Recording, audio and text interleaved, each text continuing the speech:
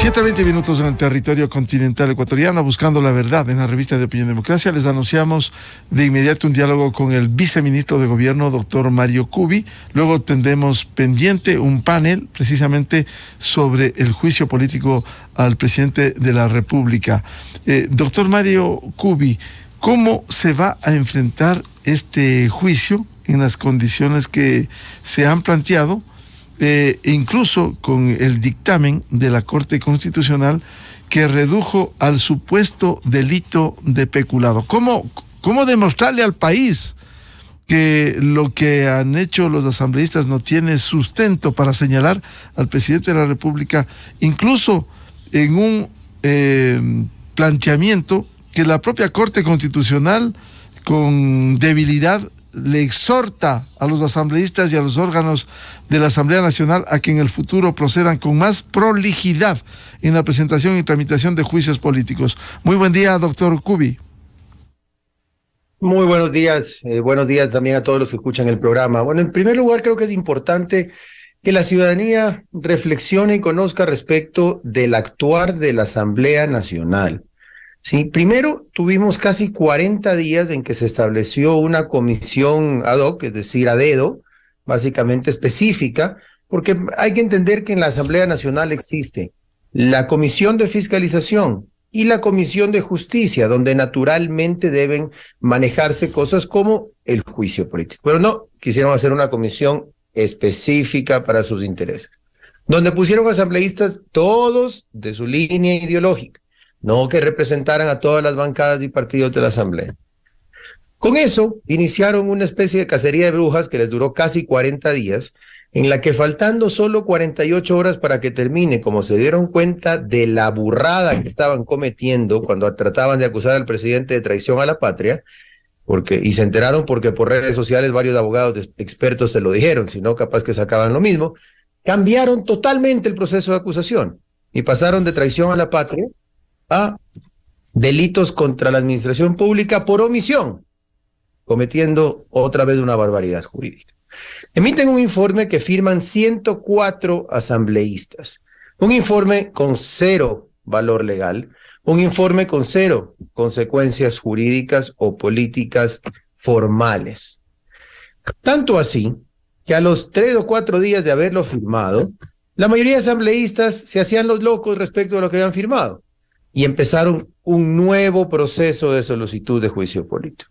Para no cansarlo y entrar a la pregunta de fondo, pasaron casi 2 semanas más, es decir, llegaron casi a 60 días para seguir tratando de encontrar cómo pegar las cosas. Yo le decía así como que cogían un poco de temas de derecho penal, unos cuantos de derecho constitucional, un invento político narrativo, metieron en una licuadora y sacaron una reverenda barbaridad que finalmente poco tiene que ver con el informe que esos 104 irresponsables firmaron. Entonces, sale la solicitud de juicio político que ya solo firmaron 59, y es importante, de 104 a 59 en menos de 2 semanas. En esta solicitud, que entra al Consejo de Administración Legislativa, al CAL, el día 20 de marzo, y ya queda aprobada. Pero resulta que también algunos abogados constitucionalistas le dieron palo a los señores porque habían puesto los artículos del Código Integral Penal que ya no estaban vigentes. Ese es el nivel de los asambleístas que intentan, además con poca seriedad claramente, acusar a un presidente de la República honesto.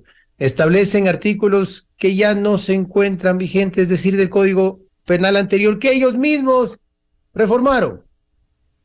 Al día siguiente, resulta que decidieron reconsiderar su decisión y por lo tanto mandaron a completar y a corregir a los asambleístas y unos cuantos días después mandan. Como 6 errores en el proceso, una barbaridad.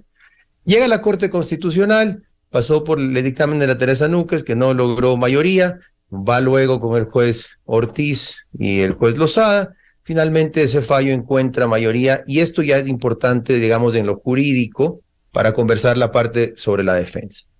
Existieron 3 cargos que los asambleístas plantearon contra el presidente de la República. Ojo, esos 3, muy poco tiene que ver el informe majadero que hicieron inicialmente. La Corte Constitucional dice que el primero por concusión no va, es completamente inadmisible. Es incluso vergonzoso, porque la Corte Constitucional llama la atención a los asambleístas por la falta de prolijidad y la falta de cumplimiento de procedimiento dentro de el proceso de solicitud de juicio político. Luego, sobre el segundo cargo, la Corte también dice, no hay ni siquiera un nexo causal, un hilo conductor o hechos mínimamente viables. Es decir, 2 de 3 cargos que la Corte establece, del que la solicitud de la Asamblea Nacional establece, la Corte dice, ni siquiera puedo analizarlos. Ese es el nivel de seriedad con el que la Asamblea Nacional, luego de gastarse 60 días de salarios de asambleístas haciendo un show, provocan. Por otro lado, los asambleístas también habían exigido que el presidente de la República no pueda utilizar el mecanismo de la muerte cruzada mientras estaba en un juicio político, cosa que no está ni en la Constitución, ni en la ley, ni en la jurisprudencia, ni en la doctrina. Y la Corte Constitucional bien le ha dicho, tanto en el fallo de mayoría como en los votos salvados, en resumidas cuentas, que no deben pronunciarse al respecto y que en todo caso, mientras se cumpla una de las 3 causales que está prevista en la Constitución, sobre todo la segunda, que creo que ningún ecuatoriano va a dudar, que es bloquear de manera constante el plan de desarrollo y de gobierno por parte de la Asamblea Nacional, puede el presidente de la República, mediante decreto legal y constitucionalmente, declarar la muerte cruzada. Firma el decreto y se van a la casa.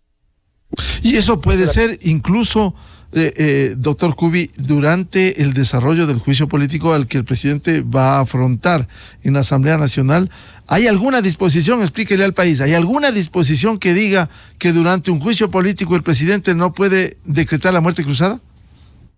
Ninguna.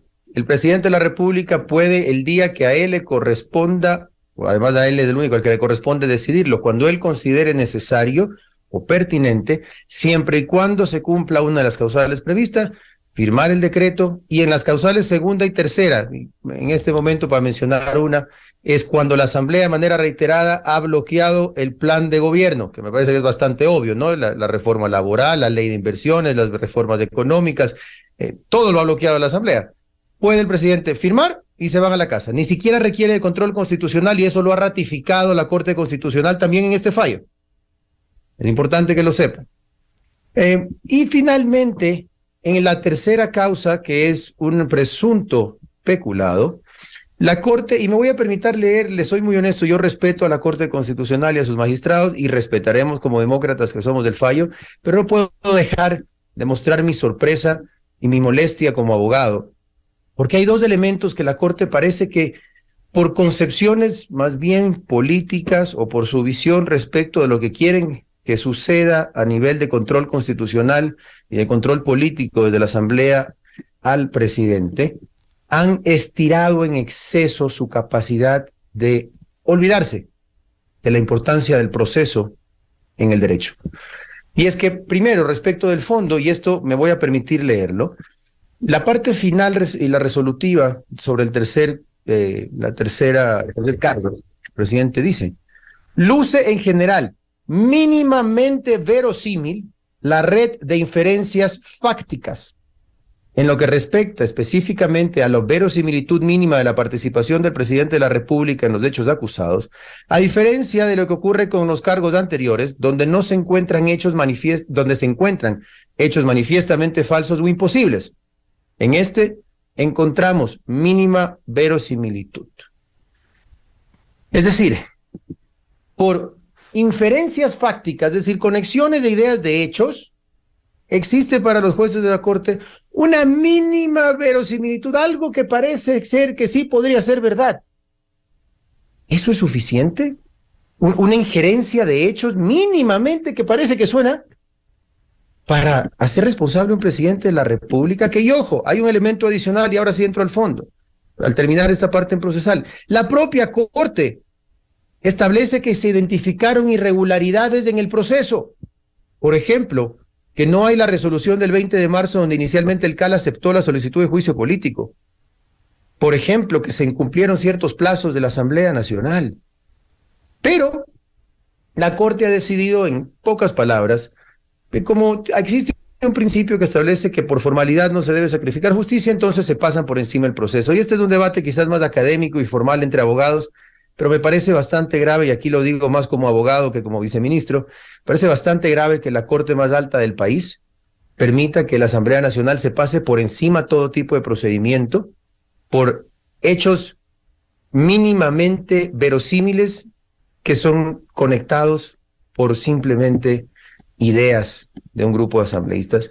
Y lo digo de verdad con tristeza, más allá del momento inmediato con el gobierno nacional, y que ya ha planteado la defensa inmediatamente, porque es preocupante que se siente un precedente en el que si 46 asambleístas se reúnen y firman y se inventan unos hechos que quedan mínimamente verosímiles, pueden condicionar a cualquier presidente en el futuro. Me parece bastante grave desde la estructura democrática de un país. Pero en todo caso, vamos ahora sí al fondo.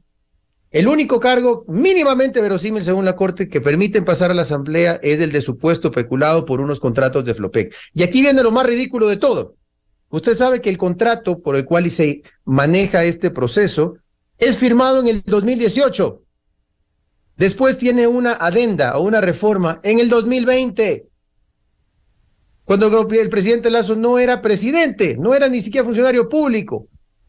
De eso se hace un examen especial de Contraloría. Ese examen especial de Contraloría tampoco determina responsabilidad penal alguna. Solo establece recomendaciones técnicas respecto de cómo puede manejarse mejor el contrato y el tipo de negocio que manejaba Flopec. Entonces, la verdad, insisto, nosotros respetamos el fallo de la Corte porque nos corresponde en democracia y en separación de poderes, pero jurídicamente no entendemos hacia dónde va. Y ahora la Asamblea Nacional, veamos de esa comisión de fiscalización qué es lo que va a defender o plantear, porque es sobre un contrato y unos hechos que se dieron antes de que el presidente Lasso sea presidente de la República.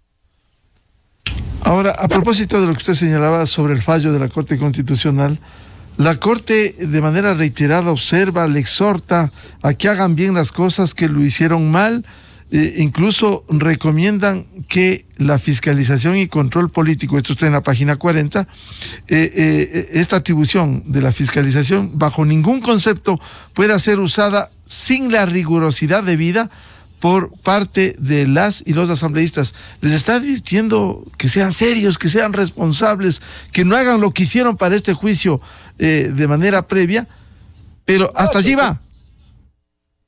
Lo reta, les dice, hicieron mal, se equivocaron en proceso, no lo vuelvan a hacer, pero vaya nomás, háganlo. Créame, y por eso insisto, no quiero hacer aquí una especie de crítica general a la Corte, porque además no se gana mucho como país en este momento, ¿no? Ya está el fallo.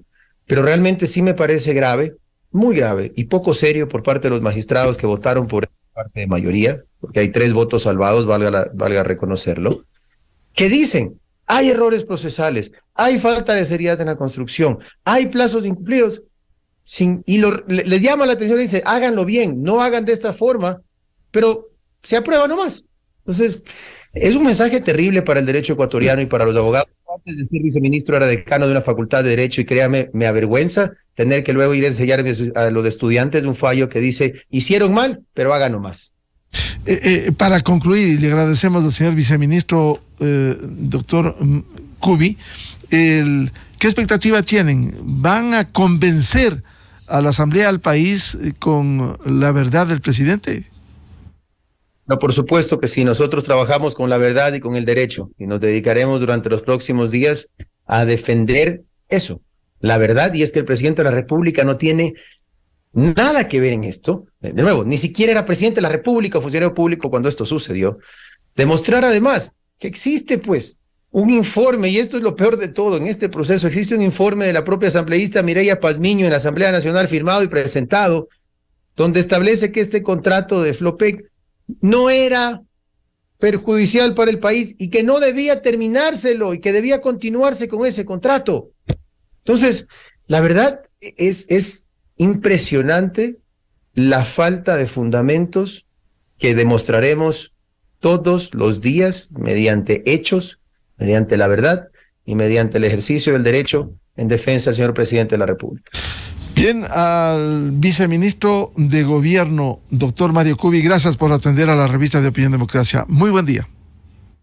A usted, Miguel, muchísimas gracias y siempre a las órdenes. Un excelente día. Muy amable. 7:35 minutos en el territorio continental ecuatoriano, buscando la verdad en la revista de Opinión Democracia. Vamos a una pausa publicitaria y ya volvemos con la constitucionalista doctora Pamela Aguirre y el exasambleísta, el doctor Fabricio Villamar, precisamente para hablar sobre los argumentos de este juicio político al presidente de la República.